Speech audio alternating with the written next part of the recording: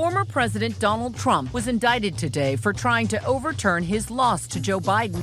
We have to win in November, or we're not going to have Pennsylvania. They'll change the name. They're going to change the name of Pennsylvania. Pennsylvanians have a unique role with democracy and freedom. We have seen Pennsylvanians rise up at the ballot box. The work of making this world resemble one that you would prefer to live in is a lunch pail job. Should Pennsylvania require parental consent for children opening social media accounts? I don't know, but I think it's something worth talking about. Good morning. It's Tuesday, March 19th, 2024, and welcome to the Keystone Reckoning podcast. I'm your host, Jesse White.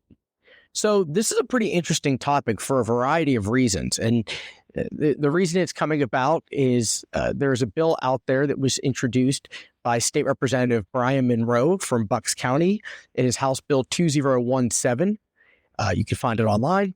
And what it does is it requires parental consent for a social media account to be open for any minor under the age of 16. There's also a bipartisan bill in the Senate, which is similar, Senate Bill 22 from Senator Vince Hughes. But I thought we could look at the Monroe bill because it was just introduced. And before we get into the discussion about the bill itself, let's get a couple of things out of the way. First of all, I am a parent. My wife and I have two boys, ages 8 and 9, soon to be 9 and 10. So this is something that I can look at both as a parent and as a public policy expert and political operative. I can see this from a lot of different sides. And I think that definitely allows me to look at the totality of the issue and to see if this is actually a solution to a real problem. I think one of the things we see a lot of times in legislation is it's a solution in search of a problem. And I'm not quite sure that that's the situation here. I think there's a real discussion to be had. Whether this is the right approach, I think we can debate or perhaps disagree, but I think it's a real thing. So first of all, let's talk about the bill briefly. It would amend Title 50 of the PA Consolidated Statutes. And what it says, it's fairly dense, but the long and short of it is that any minor, defined as anybody under age 16, that would open a social media account, and it defines what a social media platform is, it's all the big ones, that they would be required to have parental consent before the account could be opened. Additionally, a parent could at any time revoke that consent. And there are prohibitions against data mining, selling information from those minors' social media accounts, even if there was consent to open them. So what it really is doing is putting the onus on social media platforms to set up some safeguards and some processes by which they can not only limit unfettered access for minors to their platforms, but also puts obligations on them in terms of what they do with the data, which I think in some ways is as, if not more important, because that data that is generated through those platforms then goes into the algorithm, which is then purchased by third parties, which is then used to feed the information that people see. So, it's really a way to craft content and ads and different things right back to the kids based on what they're already watching, right? That can be difficult enough for adults to deal with when we are victims to those algorithms and we're aware of what they are. But for children, it could be really, really damaging because they don't know why they're seeing what they're seeing. And as we saw in, recent elections, what we are fed by an algorithm will help dictate our perceptions of the world, the way we interact with people. And, for adults, in a lot of ways, it was the way we vote. Obviously, we're not there yet with kids, but we're talking about young, impressionable minds that are kind of just starting to figure out the world. And if they're being fed a biased narrative or a targeted narrative, that will absolutely have an impact on what they see. So that's what the bill does generally. It also puts some protections and some implementation in place where the social media companies can be held liable for creating accounts that did not have parental consent, It also has liabilities in there for the data mining and things like that. And these are all actions that would be brought by the state attorney general. They can be brought individually. It can be brought for a group. And the fines range from $2,500 for an initial offense per child up to $5 million on the upper end for large-scale violations. And all of that money goes back into a state fund that is to be used for education and protection.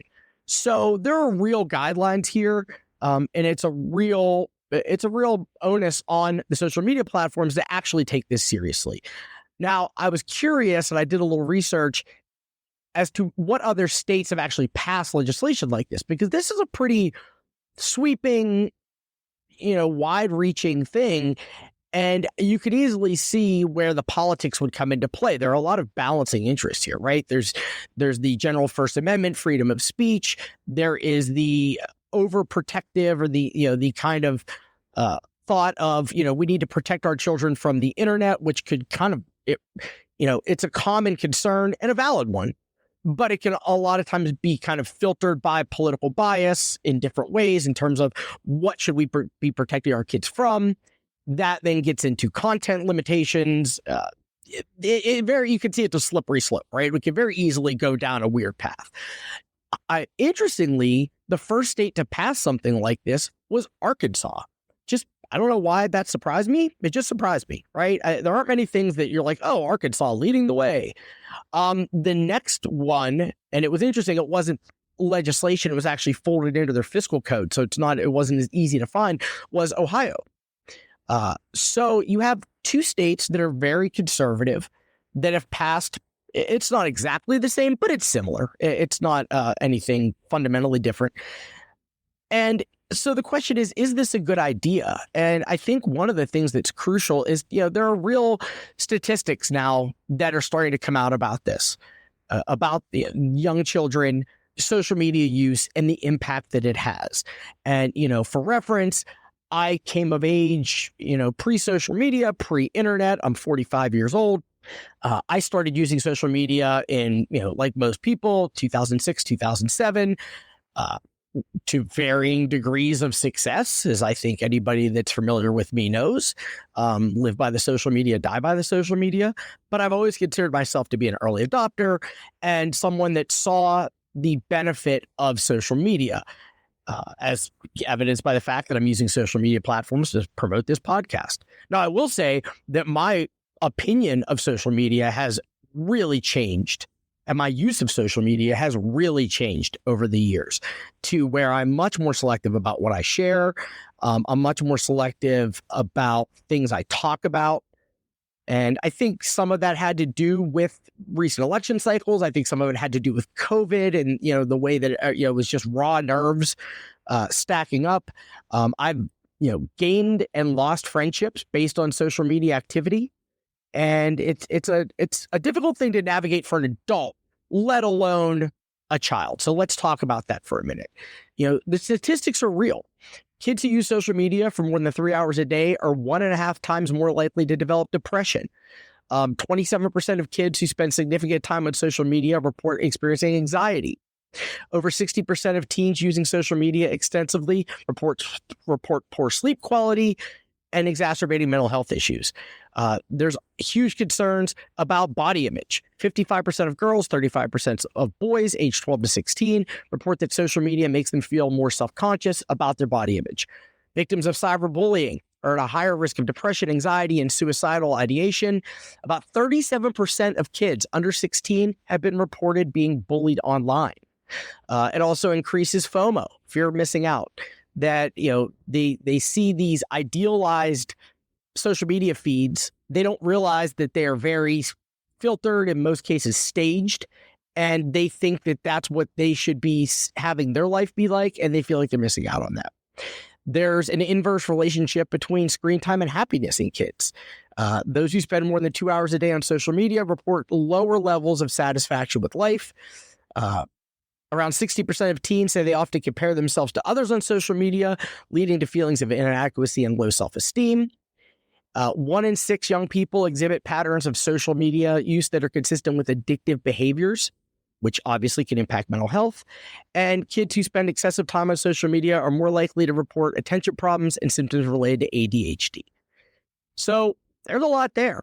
And, these are things that we are now getting into the point where there's enough information out there that we can start to do these studies, put it all together, and get a feel for what the actual impact of social media use is on kids. Obviously that's something that takes some time.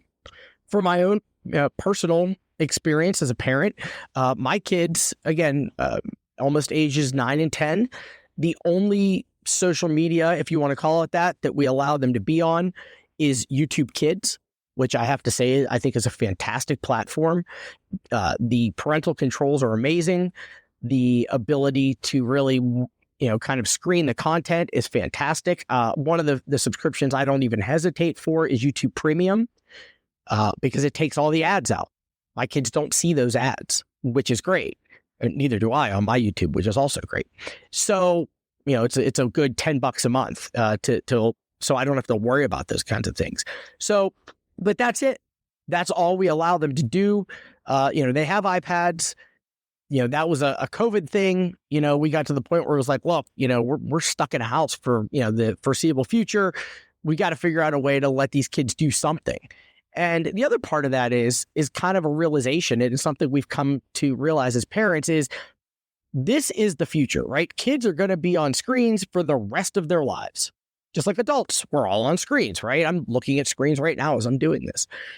That just because that isn't the experience we had as children doesn't mean that it's necessarily a bad thing. Kids use iPads in school all the time.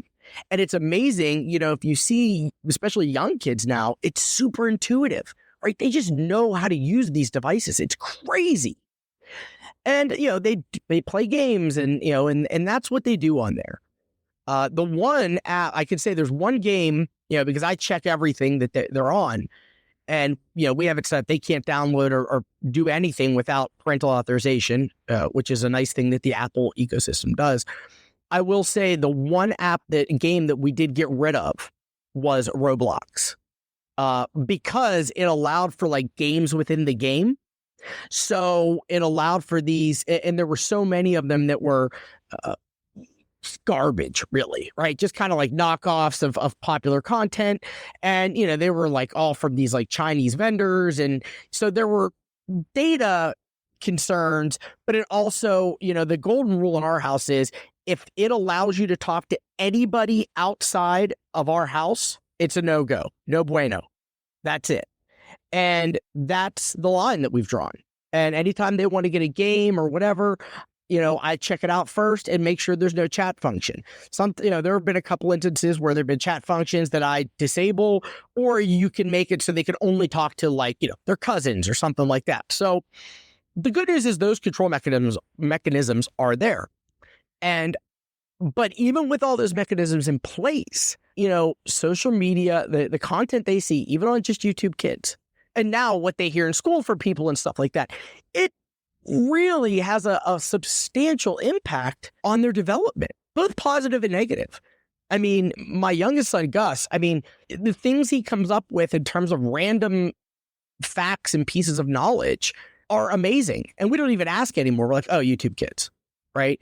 They don't watch pure garbage. They watch some garbage, but we all do, right? But they also watch science videos and they watch, instructional videos. And my youngest loves to watch cooking videos. And the other thing that I came to realize is during COVID, especially when they couldn't have that socialization with anybody, these YouTubers, or these content creators, they became their friends. I know that sounds really corny and whatever, but it's the truth. It was someone they could hear from every day. And that wasn't terrible. In our house, it wasn't as bad. I have two kids that are a little over a year apart. They had each other, right? And they get along and they're basically best friends.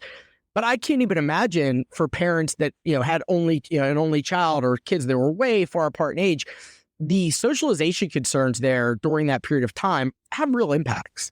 So it's not all negative, but as they start to get older, and this is something in our house, as they start to get older, we know there's just going to come a point where they're going to want to be on those platforms. And how that's going to look and how we're going to navigate that is something that is going to be really difficult because, well, everybody in class is doing it. Okay, well, that doesn't mean you're doing it. But you can't keep them off of it forever, right? And the question then becomes, well, what's the fine line of how do you expose them to this in a way that they can understand what they're looking at and navigate it as best they can, as compared to saying, no, you can't see any of it. Then once they're old enough that I can't stop what they do or monitor what they do, they can get in real trouble because they're not familiar with what to look for. Those are tough calls for every parent to make. And, our biggest fear is, the cyberbullying. I am quite certain we're going to have a very difficult conversation about selfies and what kind of pictures you send to people online, even your friends, and what can happen with those, because the stories are out there, right? Kids are dumb. They're kids, just like adults. We're dumb. We make mistakes in the heat of a moment, and that can be used to extort you, embarrass you. And if you don't understand that, the results can be devastating, right? I mean, these kids are killing themselves. So it's not nothing. And it's interesting that this is one issue where I feel like it actually goes above politics, right? Like your politics can influence what you might think about it and kind of where the limit should be. But it's one of those rare issues where it's a real present danger that needs to be discussed that kind of impacts everybody across the board. So I applaud it. I think the Monroe bill, and again, you can check it out yourself. It's House Bill 2017. And I think it's a good start. And I think there's no reason why these social media companies that are making ungodly amounts of money and have ungodly amounts of technical ability shouldn't have it shouldn't be accountable for helping to curb some of the problems that their content has created and will continue to create as we go forward. So I applaud it. Is there room for debate, discussion? Sure. But I think that the time has come to look at those safeguards. I think it's a debate we should be having. I think it's one of those ones where we can hopefully keep the politics out of it as a way to actually get something done. And I think it's something we're definitely going to revisit. I as a policy person, as a political person, and perhaps most importantly, as a parent, I think this is something that is definitely worth discussion and enacting in some way, shape, or form. So this is obviously a hot topic we could talk about as we go forward. But for now, let's call it a day. Again, thank you for listening to the Keystone Reckoning podcast. I'm your host, Jesse White. Have a good one, and we will see you tomorrow. Well, that's it then. And we've saved people the trouble of voting. What's next? Our point is that it's... I understood the point. We're going to South Carolina to set up Illinois. When I ask what's next, it means I'm ready to move on to other things. So, what's next? We're done. Fantastic.